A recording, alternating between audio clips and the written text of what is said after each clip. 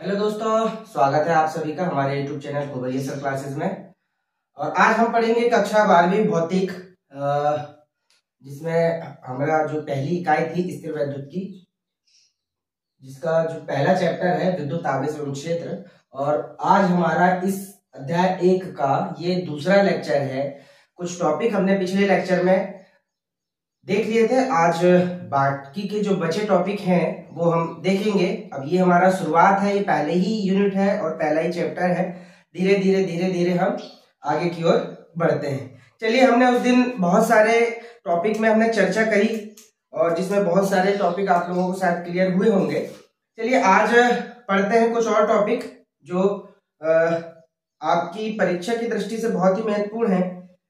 चलिए देखते हैं। विद्युत आवेश के बारे में हमने उस दिन बहुत अच्छे से जानकारी ली पिछले वीडियो में। तो मैं समझता हूं कि आप लोगों को पिछले लेक्चर में आवेश के बारे में, विद्युत आवेश के बारे में, विद्युत क्षेत्र के बारे में काफी जानकारी हो गई होगी। चलिए बात करते हैं हम विद्युत आवेश के मूलभूत गुण। विद्युत आवेश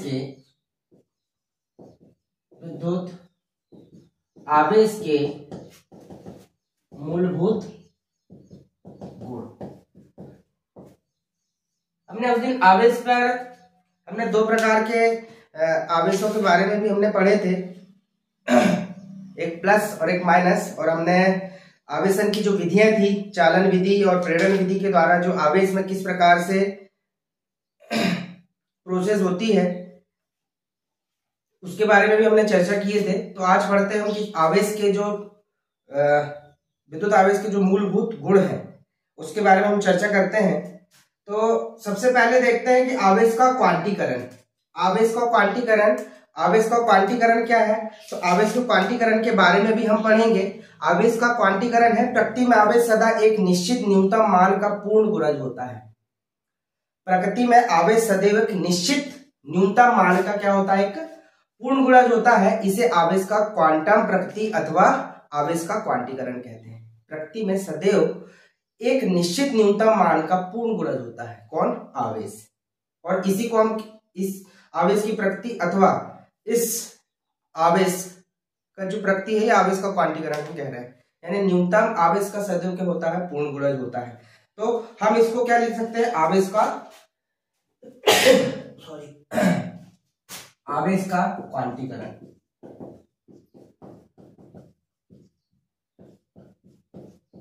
आवेश का क्वांटीकरण। आवेश जो सदैव रहता है अपने न्यूनतम मान का क्या होता है? पूर्ण गुणज होता है। निश्चित मान का क्या होता है? पूर्ण गुणज होता है। तो हम उसको दर्शाते हैं, अर्थात हम उसको दर्शाते हैं Q equal to plus minus n e, plus minus n e. आवेश का क्वांटीकरण हम इस टॉपिक के बाद में हम उसको भी हम देखेंगे, वो तब ज्यादा अच्छे से आपको समझ में आएगा। तो हम आवेश के मूलभूत गुण की बात कर रहे हैं। तो आवेश का मूलभूत गुण में सबसे पहले इंपोर्टेंट है आवेश का क्या? क्वांटीकरण। ठीक है। चलिए दूसरा इसमें जो मूलभूत जो महत्वपूर्ण गुण है वो है आवेश संरक्षण का सिद्धांत। ठीक है। इसके बारे में भी हम अगले इसमें चर्चा करेंगे, अगले टॉपिक में। आवेश संरक्षण का सिद्धांत।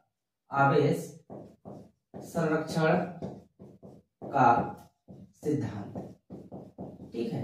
आवेश संरक्षण का सिद्धांत क्या है? आवेश संरक्षण का सिद्धांत का सीधा तात्पर्य है आवेश को ना तो हम उत्पन्न कर सकते हैं और ना ही हम आवेश को नष्ट कर सकते हैं। ठीक है।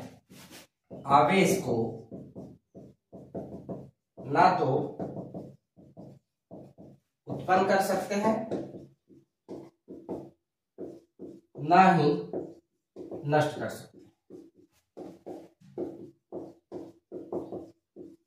बस इसको हम परिवर्तित कर सकते हैं, एक से दूसरे में हम क्या कर सकते हैं? उसको परिवर्तित कर सकते हैं। ना ही हम इसको उत्पन्न कर सकते हैं, ना ही हम इसको नष्ट कर सकते हैं। बस हम एक रूप से हम उसको दूसरे रूप में चेंजेस कर सकते हैं। जैसे कि विद्युत ऊर्जा को हमने इलेक्ट्रिसिटी ली और इलेक्ट्रिसिटी को हमने, विद्युत ऊर्जा को हमने किसमें? बैटरी में चार्ज कर लिए, बैटरी को हमने विद्युत से, और उसके बाद उसको रासायनिक प्रोसेस में करके हमने फिर से उसको रासायनिक ऊर्जा में परिवर्तित कर दिया। विद्युत से रासायनिक ऊर्जा में हमने चेंज कर दिया, या रासायनिक ऊर्जा से फिर वो विद्युत ऊर्जा में चेंज हो जा रही है। ये सारी प्रोसेस जो है ये एक रूप से आवेश का, एक रूप से दूसरे रूप में क्या हो रहा है, परिवर्तन हो रहा है।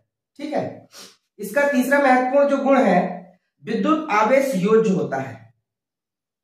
विद्युत आवेश क्या होता है, योज्य होता है, अर्थात किसी भी पदार्थ की कुल आवेश उसके विभिन्न भागों में उपस्थित आवेश के बीजीय योग के बराबर होता है। विद्युत आवेश क्या होता है, योज्य होता है। तीसरा महत्वपूर्ण गुण है विद्युत आवेश योज्य होता है, योज्य होता है। तात्पर्य क्या है, किसी भी पदार्थ में कुल आवेश, किसी भी पदार्थ में कुल आवेश उसके विभिन्न भागों में उपस्थित आवेशों के बीजगणितीय योग के बराबर होता है। किसी भी पदार्थ में कुल आवेश, किसी भी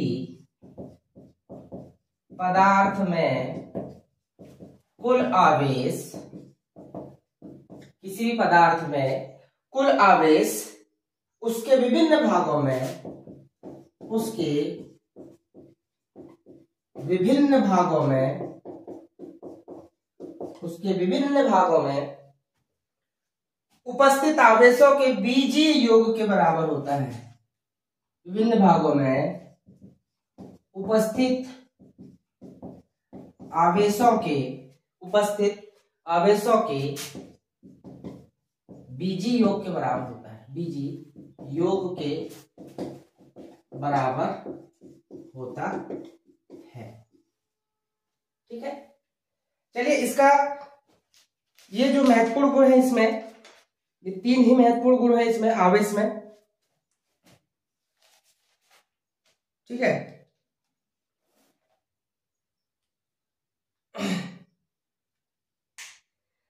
आवेश में और भी महत्वपूर्ण गुण है, आवेश सदैव चालक की बाहरी सतह पर रहता है।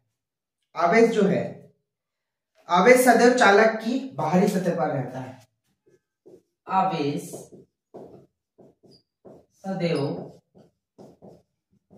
चालक के बाहरी सतह में रहता है। ये भी इसका महत्वपूर्ण गुण है। खोखले चालक के अंदर कोई आवेश नहीं पाया जाता है। खोखले चालक के अंदर भी कोई आवेश नहीं पाया जाता है। खोखले चालक के अंदर कोई आवेश नहीं पाया जाता है। खोखले चालक में भी कोई आवेश नहीं पाया जाता है।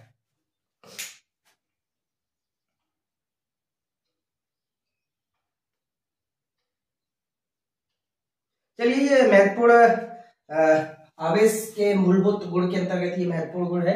और भी बहुत सी सारी चीजें और बहुत सारे आपके डाउट जो है अभी धीरे धीरे सब क्लियर होते जाएंगे। जैसे जैसे हमारा ये लेक्चर जो बढ़ते जाएगा, अपने चरम पर जाएगा, तो आपके बहुत सारे डाउट भी आपके क्लियर होते जाएंगे। आप स्क्रीनशॉट ले सकते हैं इसका। चलिए, अब बात करते हैं आवेश संरक्षण सिद्धांत और आवेश का क्वांटीकरण।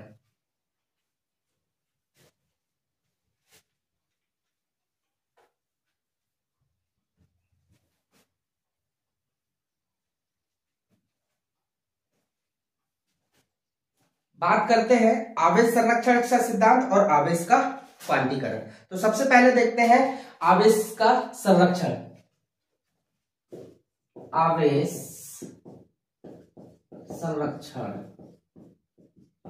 का सिद्धांत। ठीक है, आवेश संरक्षण का सिद्धांत।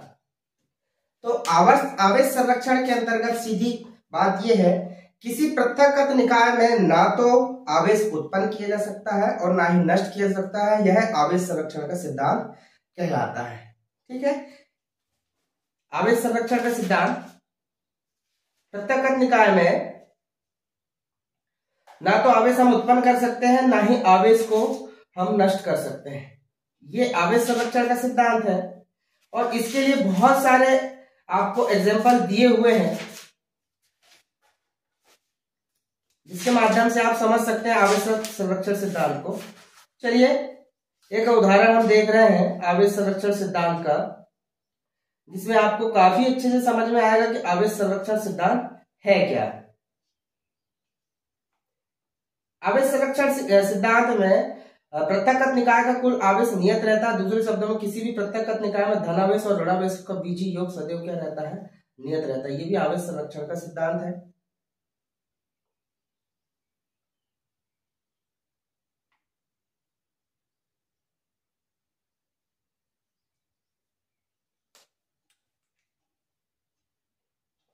किसी पृथक्कृत निकाय में ना तो आवेश उत्पन्न करते, आवेश संरक्षण का सिद्धांत, किसी पृथक्कृत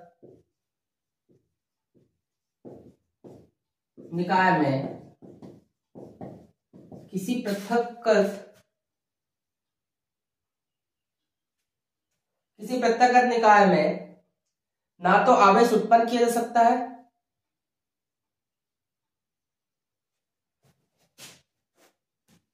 किसी पृथक्कृत निकाय में ना तो आवेश उत्पन्न किया जा सकता है,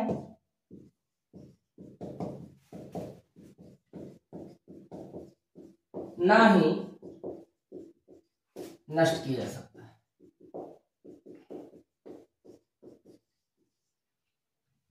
अब पृथक्कृत निकाय से तात्पर्य क्या है? पृथक्कृत निकाय का अर्थ है कि निकाय बाह्य वातावरण से पूर्णतः विलग हो।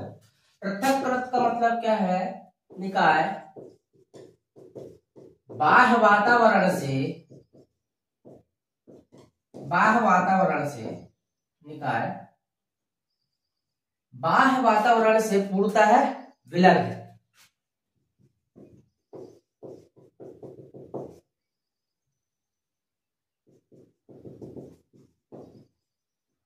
बाहरी वातावरण से अलग, बाहरी वातावरण से, पृथक्कृत का मतलब होता है बाहरी वातावरण से अलग। अब आवेश संरक्षण सिद्धांत में निकाय के कुल आवेश क्या रहता है? नियत रहता है। ठीक है, आवेश संरक्षण सिद्धांत में पृथक्कृत निकाय का, इसी का ये दूसरा हम पॉइंट समझ सकते हैं, पृथक्कृत निकाय का कुल आवेश कैसा रहता है? ये नियत रहता है। पृथक्कृत निकाय का कुल आवेश नियत रहता है। तात्पर्य है पृथक्कृत निकाय में धनावेश और ऋणावेश का बीजीय योग क्या होता है? नियत रहता है। तो पृथक्कृत निकाय का कुल आवेश क्या रहता है? नियत होता है। ठीक है, चलिए इसके लिए हम एक उदाहरण देख लेते हैं, इसका एक एग्जांपल देख लेते हैं आवेश संरक्षण सिद्धांत का। इसका एक जो उदाहरण है, इसका एक उदाहरण है कांच की छड़ को रेशम से रगड़ने पर, कांच की छड़ को रेशम पर रगड़ने पर, रेशम से रगड़ने पर जितना धनावेश कांच की छड़ पर उत्पन्न होता है उतना ही ऋण आवेश रेशम पर भी उत्पन्न होता है। कांच की छड़ को हम रेशम से रगड़ रहे हैं तो जितना धन आवेश कांच में उत्पन्न होगा उतना ही ऋण आवेश किसमें उत्पन्न हो जाएगा? रेशम में उत्पन्न होता है। तो ये एक उदाहरण है किसका? आवेश संरक्षण का। ना वहां ऊर्जा उत्पन्न हो रही है, ना ही ऊर्जा वहां नष्ट हो रही है। जितना जो प्लस आवेश कांच की छड़ में हो रहा है उतना ही माइनस आवेश किसमें हो जा रहा है? रेशम की छड़ में उत्पन्न होता है। ठीक है, तो उसमें क्या है? ऊर्जा जो है, एनर्जी, आवेश जो है वो उत्पन्न ना ही उत्पन्न हो रहा ना ही नष्ट हो रहा, बस एक में जाके दूसरे में परिवर्तित हो जा रहा है। एक रूप से दूसरे रूप में क्या हो जा रहा है? परिवर्तित हो जा रहा है। तो उदाहरण में हम क्या कर सकते हैं? कांच की छड़ को रेशम पर रगड़ने से कांच की छड़ में जितना धन आवेश उत्पन्न होता है उतना ही ऋण आवेश रेशम में भी उत्पन्न होता है। यानी जो आवेश है एक फॉर्मेट से दूसरे फॉर्मेट में क्या हो रही है? ट्रांसफर हो रही है। चलिए, ये था आवेश संरक्षण सिद्धांत। अब आवेश संरक्षण सिद्धांत के बाद में हम देखते हैं आवेशों का क्वांटीकरण।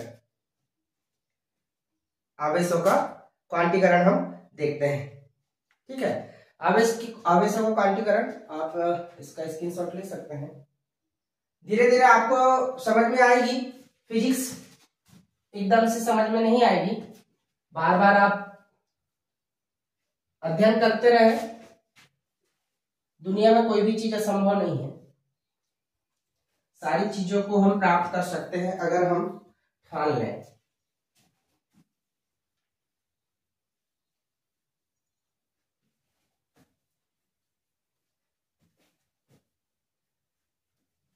स्वामी विवेकानंद जी ने कहा है कि दुनिया में कोई भी चीजें असंभव नहीं है, हम जैसा सोच रहे हैं वैसा हम उसे प्राप्त कर सकते हैं, बशर्त ये है कि हम उसे प्राप्त करने के लिए क्या कर सकते हैं। काम में हमको जान लगाना है, काम में जान लगाना है हमको, कोई भी काम हमको करना है तो हमको उसमें जान लगाना है। चलिए देखते हैं आवेश का क्वांटीकरण। अगला हमारा टॉपिक है आवेश का क्वांटीकरण। ठीक है, आवेश का हम क्वांटीकरण की बात कर रहे हैं, क्वांटीकरण की हम बात कर रहे हैं। तो आवेश में क्वांटीकरण में सीधा रूल्स ये है, प्रत्येक आवेशित पदार्थ पर आवेश की मात्रा एक इलेक्ट्रॉन आवेश की मात्रा का पूर्ण गुणज होती है। प्रत्येक आवेशित पदार्थ पर, प्रत्येक आवेशित पदार्थ पर, प्रत्येक आवेशित पदार्थ पर आवेश की मात्रा एक इलेक्ट्रॉन पर, प्रत्येक आवेशित पदार्थ पर आवेश की मात्रा एक इलेक्ट्रॉन, आवेश की मात्रा एक इलेक्ट्रॉन पर आवेश की, प्रत्येक आवेशित पदार्थ पर आवेश की मात्रा एक इलेक्ट्रॉन पर आवेश की मात्रा, एक इलेक्ट्रॉन पर आवेश की मात्रा, आवेश की मात्रा का पूर्ण गुणज होती है, पूर्ण गुणज होती है। ठीक है, एक सीधा हम इसको बोल सकते हैं कि प्रकृति में आवेश सदैव एक निश्चित न्यूनतम मान का क्या होता है, पूर्ण गुणज होता है। इसको हम आवेश का क्या कहते हैं, क्वांटीकरण कहते हैं।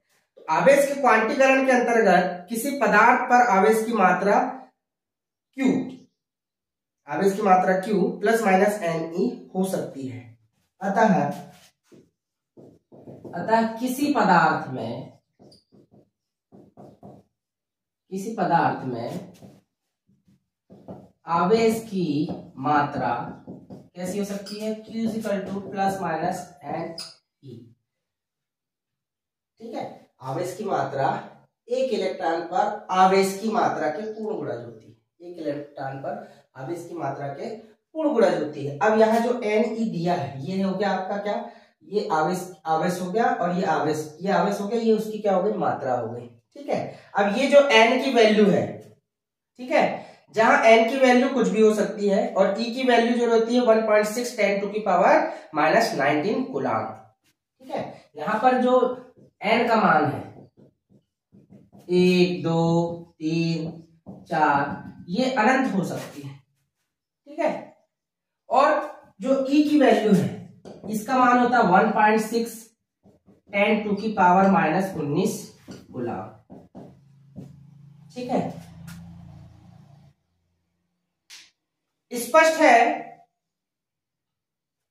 है कि विद्युत आवेश को हम क्या विभाजित तोड़ नहीं सकते, विद्युत आवेश को हम तोड़ नहीं सकते हैं, विभाजित नहीं किया जा सकता। विद्युत आवेश के इस गुण को ही विद्युत आवेश का क्वांटीकरण कहते हैं। स्पष्ट है कि विद्युत आवेश को अनिश्चित रूप से विभाजित नहीं किया जा सकता। अतः स्पष्ट है कि आवेश को अनिश्चित रूप से विभाजित नहीं किया जा सकता है।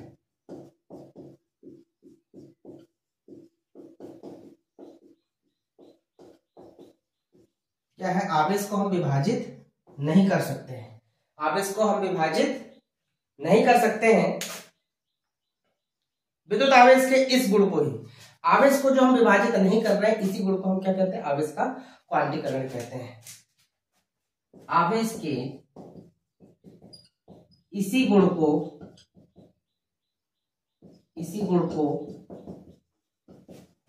आवेश का क्वांटीकरण कहते हैं। तो ये है आवेश का क्वांटीकरण। आशा करते हैं आपको समझ में आया होगा।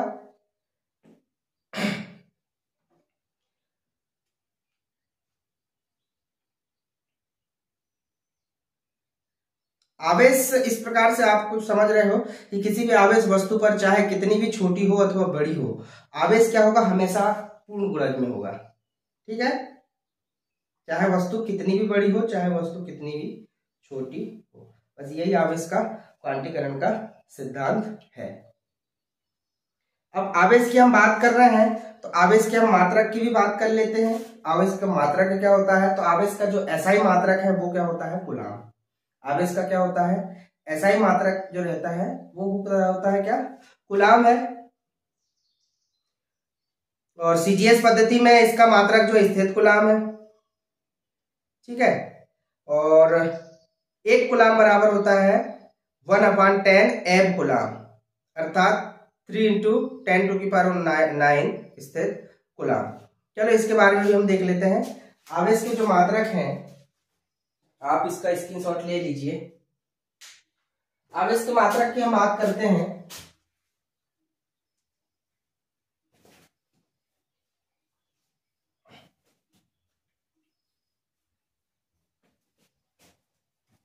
ऑब्जेक्टिव में आपको पूछ सकता है।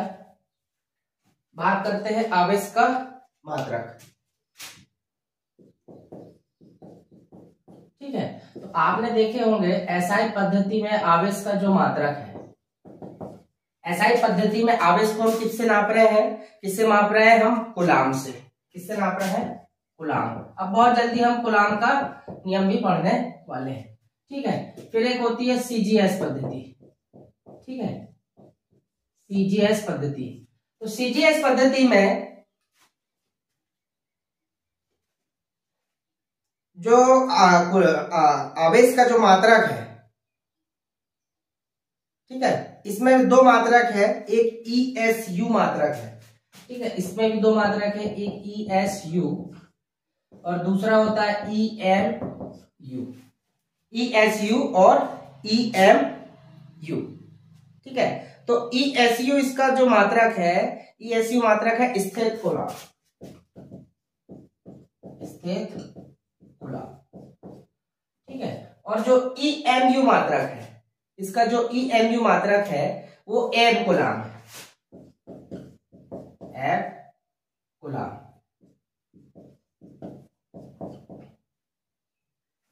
ठीक है, अब कूलाम, स्थित कूलाम तथा एब कूलाम में जो संबंध है वो आपसे कभी कभी पूछ लेता है, कूलाम, स्थित कूलाम और एब कूलाम। ठीक है, कूलाम, स्थित कूलाम,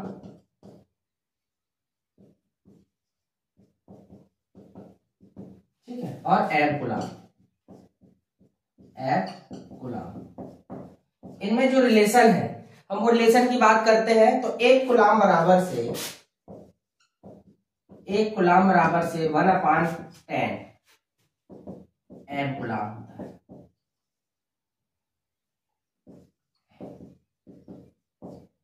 ठीक है,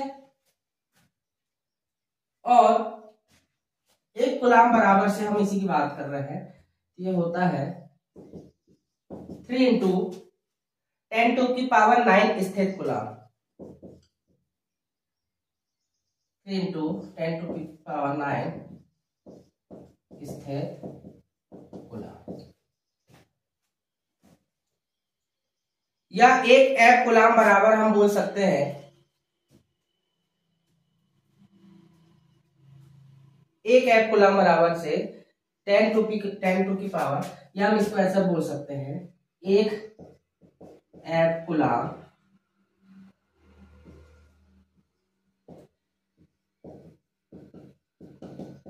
3 × 10⁻10। ये जो है 1 कूलाम को हम ये भी लिख सकते हैं। अब 1 कूलाम ये है, ये 10 का हम मल्टीप्लाई इधर करेंगे तो ये 10⁻⁻ कितनी हो जाएगी, 10 स्थिर कूलाम। तो ये थे आवेश के मात्रक, ये आपसे पूछ सकता है तो आप इसको थोड़ा सा देख लें।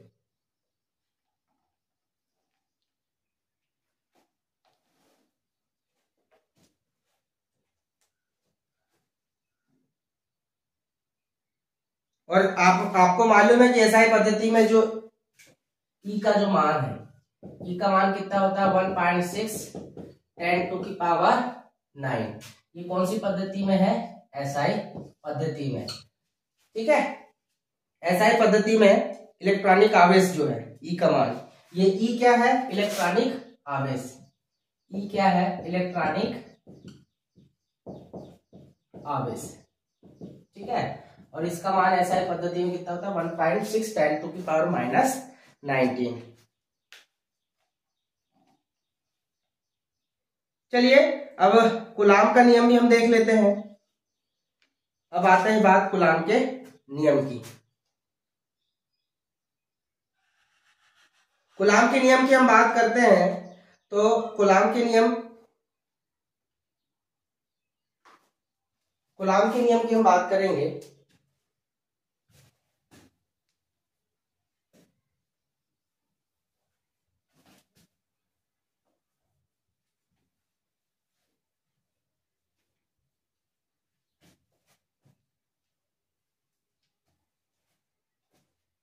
कूलाम का नियम, अभी हमारा नेक्स्ट टॉपिक हो गया कूलाम का नियम।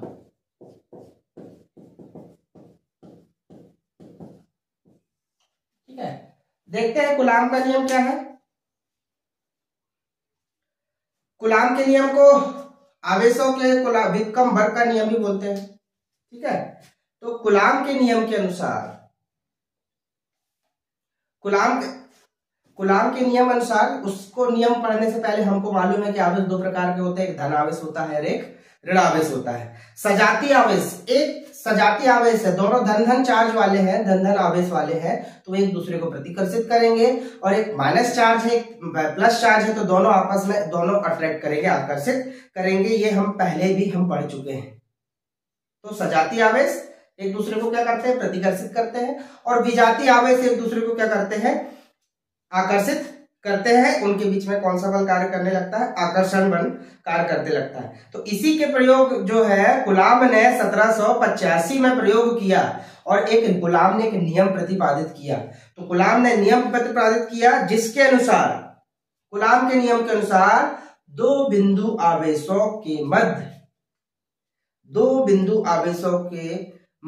लगने वाला आकर्षण या प्रतिकर्षण बल, दो बिंदु आवेशों के मध्य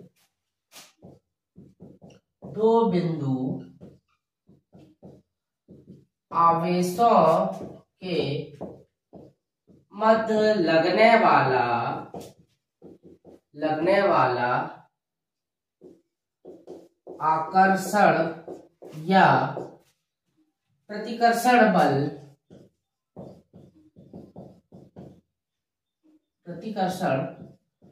बल, दो बिंदु आवेशों के मध्य लगने वाला आकर्षण या प्रतिकर्षण बल उन दोनों आवेश के परिमाण के गुणनफल के अनुक्रमानुपाती बल, उन दोनों आवेशों के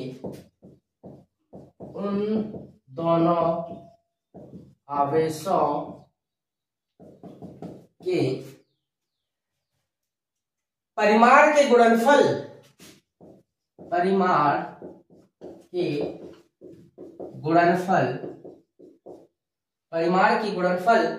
के अनुक्रमानुपाती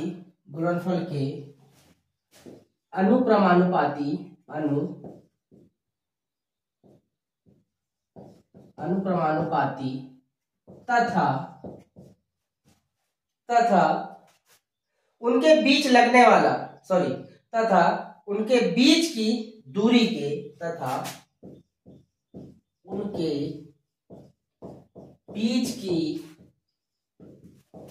के वर्ग के व्युत्क्रमानुपाती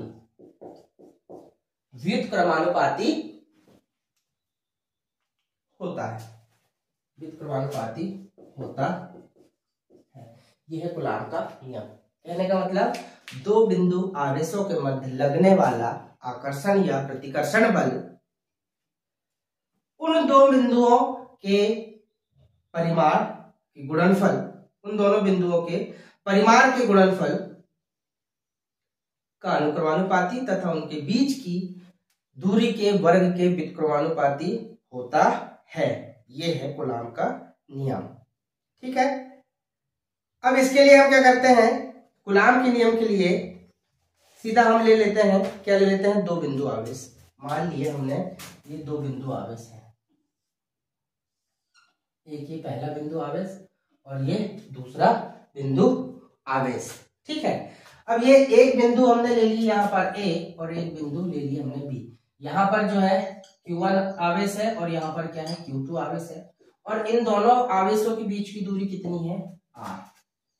तो कूलाम के नियम के अनुसार ये दोनों बिंदुओं पर लगने वाले आवेश, दो बिंदुओं पर लगने वाला आकर्षण या प्रतिकर्षण बल, उन दोनों आवेशों के परिमाण, ये जो इसके बीच में जो बल कार्य करेगा F, वो आकर्षण हो सकता है और प्रतिकर्षण हो सकता है। तो इन दोनों बिंदु आवेशों के मध्य लगने वाला बल दोनों आवेशों के परिमाण का गुणनफल, यानी ये आवेश Q1 आवेश और Q2 आवेश के गुणनफल के अनुक्रमानुपाती, और दोनों आवेशों के मध्य की दूरी कितनी है, R, उसके वर्ग के व्युत्क्रमानुपाती होता है। ठीक है,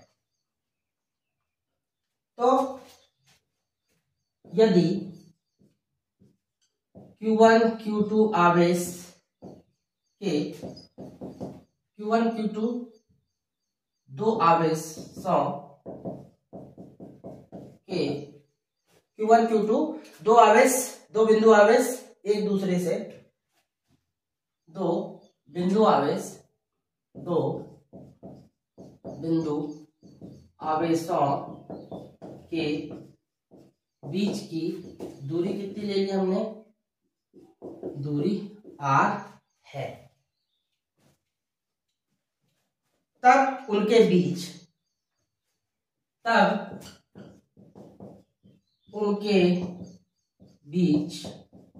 लगने वाला बल वो कौन सा हो सकता है, आकर्षण या प्रतिकर्षण होता है।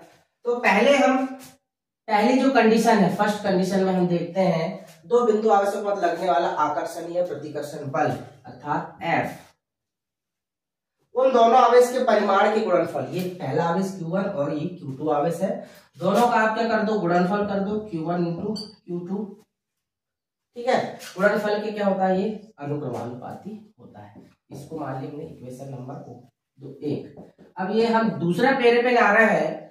ठीक है, अगली लाइन पर हम जा रहे हैं, तथा उनके बीच की दूरी, ये लगने वाला जो बल है, उनके बीच की दूरी के वर्ग के व्युत्क्रमानुपाती। तो उनके बीच की दूरी कितनी है, R, उसका वर्ग कर दो 1/R स्क्वायर कर दीजिए, ये उसका होता है वर्ग का व्युत्क्रमानुपाती। इसको आप मान लीजिए इक्वेशन नंबर 2।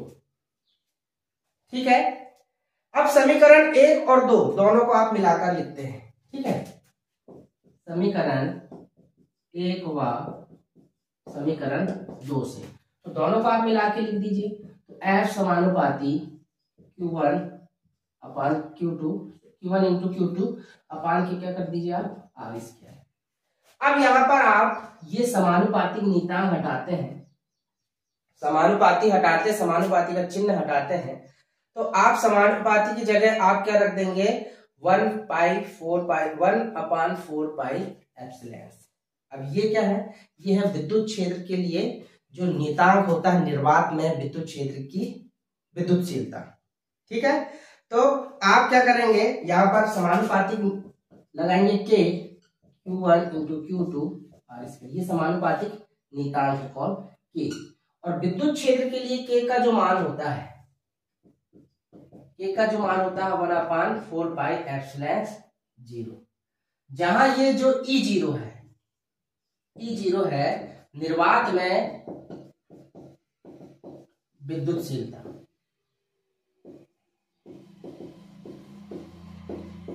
ठीक है, एप्सिलॉन जो जीरो है, सॉरी ई जीरो नहीं, एप्सिलॉन जीरो है, विद्युतशीलता है कहाँ, निर्वात में। तो ये के की वैल्यू हम कितनी रख देंगे यहाँ पर, F equal to 1/K4 by epsilon zero into Q1 into Q2 upon के आर स्क्वायर। ठीक है, न्यूटन। अब ये 1/4 पाई एप्सिलॉन जीरो है, ठीक है, 1/4 पाई एप्सिलॉन जीरो, इसका जो मान होता है 9 इंटू 10⁹ न्यूटन, 9 इंटू 10⁹ न्यूटन। ये इसकी क्या होती है, वैल्यू होती है, newton into metre coulomb square, metre प्रति कूलाम स्क्वायर, मीटर प्रति कूलाम स्क्वायर। इसी को हम क्या बोलेंगे, एक नीतांक। ठीक है, इसी को हम क्या बोलेंगे, एक नीतांक। तो हम ये जो 1/4 पाई एप्सिलॉन है, इसकी जगह में हम क्या रख सकते हैं, 1/4 पाई एप्सिलॉन की जगह रख सकते हैं 9 into 10⁹ Q1 into Q2 upon के आर स्क्वायर। ठीक है, ये भी हम उसकी वैल्यू रख सकते हैं।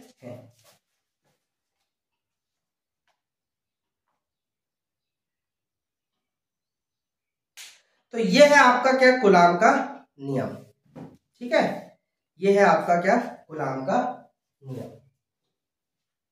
ठीक है, आप इसकी भी लिख देंगे, न्यूटन इंटू मीटर प्रति कूलाम स्क्वायर। ठीक है, तो ये है आपका क्या, कूलाम का नियम।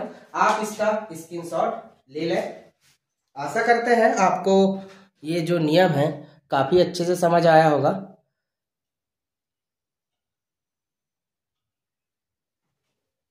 चलिए चलते हैं, अगले कुछ और महत्वपूर्ण टॉपिक हैं।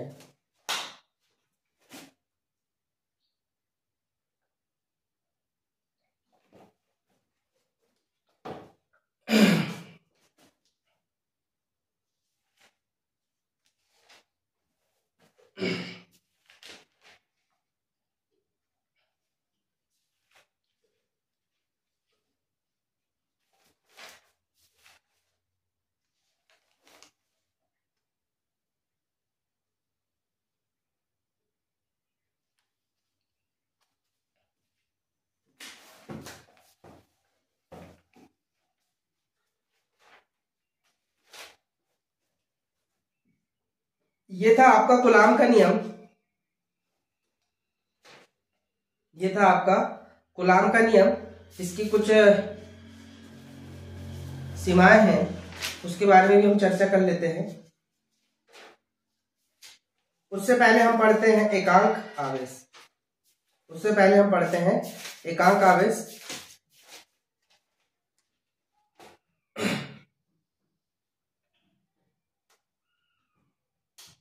चलिए देखते हैं एकांक आवेश क्या होता है।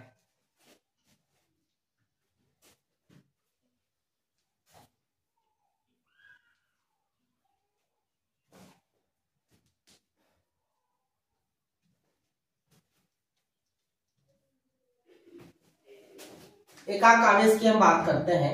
एकांक आवेश में हम देखेंगे, एकांक आवेश के अंतर्गत हम देखेंगे क्या होता है एकांक आवेश, एकांक आवेश। ठीक है, एकांक आवेश के अंतर्गत हम देखेंगे कि एकांक आवेश है क्या। ठीक है, मान लो हमारे पास में, अभी हमने कूलाम के नियम के अनुसार हमने पढ़ा कि Q1 Q2 दो आवेश हैं। तो हम जब बात करेंगे कि दोनों आवेश अगर क्या हो जाए, इक्वल हो जाए, दोनों आवेश क्या हो जाए, इक्वल हो जाए, तब की कंडीशन में हम देखेंगे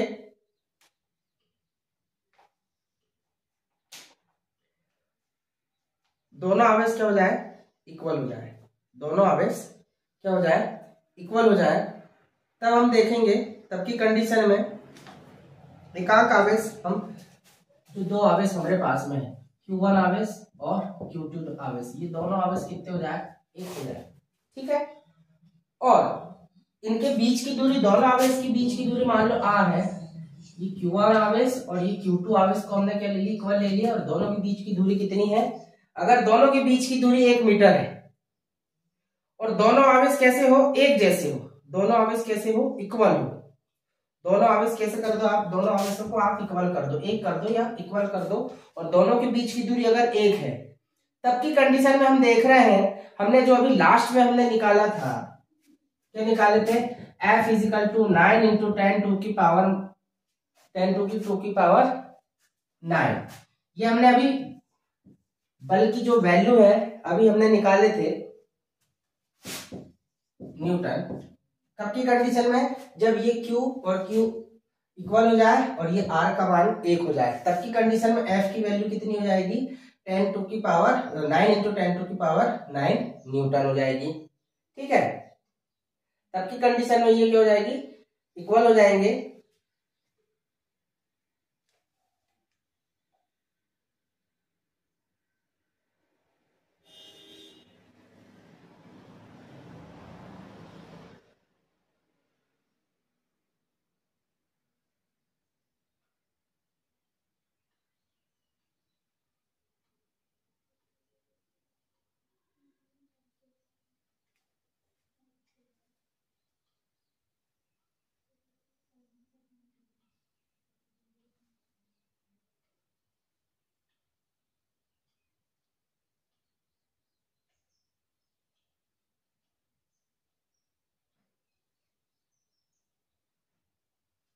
ठीक है, जब ये एकांक आवेश, दोनों आवेश क्या हो जाए, दोनों आवेश को हमने एक जैसे मान लिए, तब हमने लास्ट जो समीकरण निकाला था F equal to 1/4 pi epsilon coulomb के नियम से, और ये था Q1 इंटू Q2 अपान के R स्क्वायर।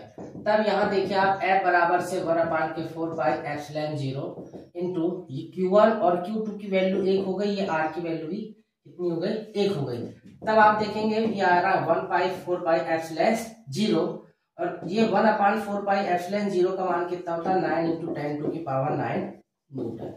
ओके, तो ये F की वैल्यू कितनी आ गई, ये जो हमने ये वैल्यू यहाँ लिखे हुए हैं, ये वैल्यू कहां से आ रही है, वो आ रही है यहां से, जब कब दोनों आवेश इक्वल हो जाए और दोनों के बीच की दूरी 1 हो, तब ये एकांक आवेश की जो हम एक सार्थक परिभाषा हम लिखेंगे, तो एकांक आवेश के अंतर्गत अतः एक कूलाम वह आवेश है जिसको हम एकांक आवेश बोल रहे हैं, एक कूलाम आवेश भी उसी को बोलते हैं, एक कूलाम आवेश। ठीक है, एक कूलाम आवेश या एकांक आवेश। अब इसकी हम एक सार्थक परिभाषा लिखते हैं, वह आवेश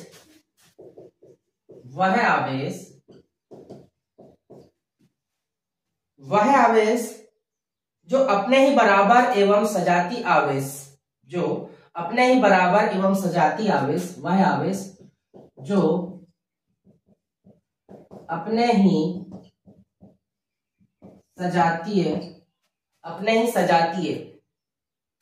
एवं बराबर आवेश, सजाती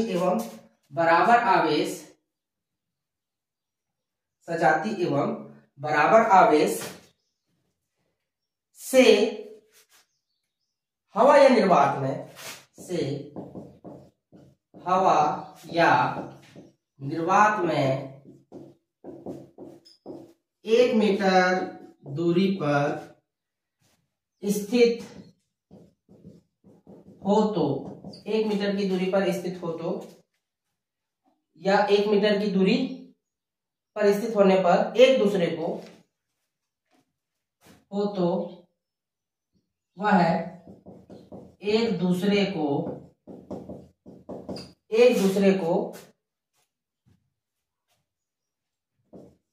9 इंटू 10 टू की पावर 9 F इजिकल टू, यानी जो बल का मान है, ठीक है, 9 इंटू 10 टू की पावर 9, ये वाला न्यूटन बल से क्या करते हैं, प्रतिकर्षित करते हैं। ये है आपका एकांक आवेश या एक कूलाम आवेश, जिसका मान होता है 9 × 10⁻⁰ एक कूलाम आवेश या एकांक आवेश। ठीक है, एक कूलाम आवेश वह आवेश जो अपने बराबर या सजातीय आवेश, अपने बराबर का और सजातीय आवेश क्या होता है, हवा या वायु निर्वात में 1 मीटर की दूरी रखने पर 9 × 10⁹ न्यूटन प्रतिकर्षण बल क्या करते हैं, आरोपित करते हैं। इसी आवेश के इस मात्रक को कूलाम कहते हैं। ठीक है, और यही क्या कहलाता है, एकांक आवेश भी कहलाता है। इसी मात्रक को कूलाम भी कहते हैं। चलिए, कूलाम के नियम की कुछ सीमाएं भी हम देखते हैं। इसको भी आप लिख लीजिए, स्क्रीनशॉट ले लें। कूलाम के नियम के कुछ सीमाएं हम देखते हैं। कूलाम का नियम कहाँ काम करेगा और कहाँ काम नहीं करेगा, वो भी हम देख रहे हैं।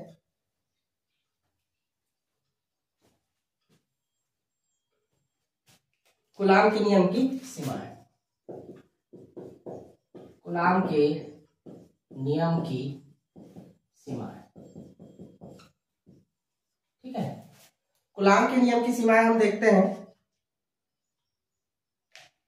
कूलाम का नियम केवल बिंदु आवेशों के लिए सत्य है। ठीक है, कूलाम का नियम केवल बिंदु आवेशों के लिए सत्य है। ठीक है, इस नियम को वितरित आवेशों के लिए भी समाकलन विधि द्वारा लागू किया जा सकता है। ठीक है, मगर इसमें इंपॉर्टेंट बात है कि केवल बिंदु आवेशों के लिए ही है। ठीक है, यह नियम केवल विराम अवस्था में स्थित आवेशों के लिए ही सत्य है ना। यह नियम केवल विरामावस्था में स्थित आवेशों के लिए ही सत्य है। यह नियम केवल विरामावस्था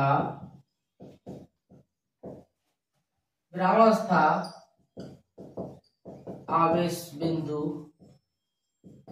के लिए है।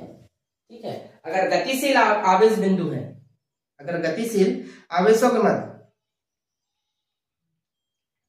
गतिशील आवेशों के मध्य लगने वाला बल अन्य नियमों द्वारा दिया जाता है। तो अगर ये जो आवेश है वो विरामावस्था में है तो केवल विरामावस्था के लिए है, अगर गतिशील है तो उसके लिए दूसरे नियम लागू होते हैं।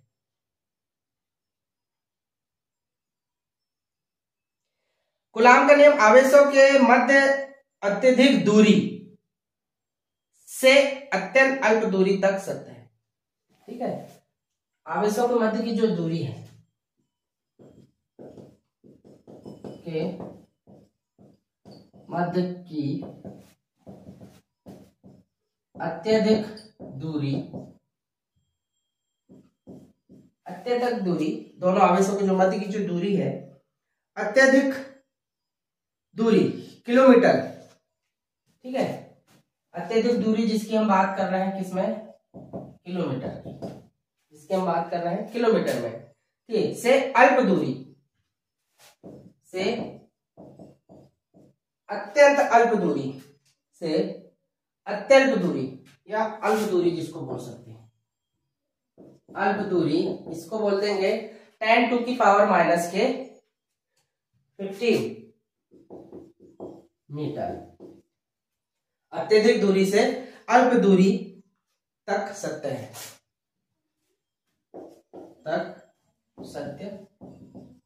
है। ठीक है, ये कूलाम के नियम की कुछ सीमाएं हैं।